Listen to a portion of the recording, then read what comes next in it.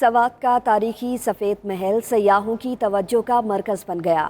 سرسبز و شاداب وادی مرغزار میں واقع سفید محل فن تعمیر کا شاہکار ہے۔ عبید فضل کی یہ رپورٹ دیکھیے۔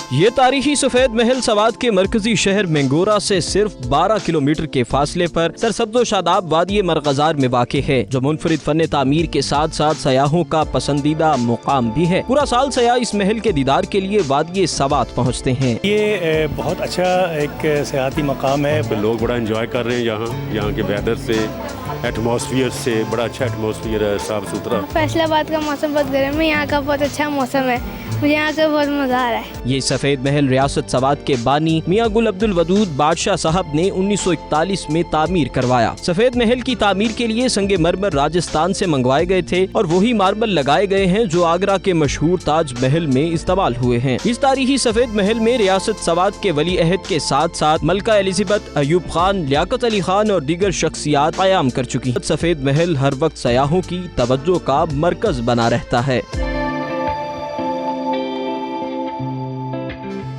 مرغزار کو سوات کے دیگر سیاحتی مقامات میں ایک منفرد مقام حاصل ہے، کیونکہ یہاں خوبصورتی کے ساتھ ساتھ یہ تاریخی وائٹ پیلس سیاحوں کو اپنی طرف کھینچ لاتے ہیں۔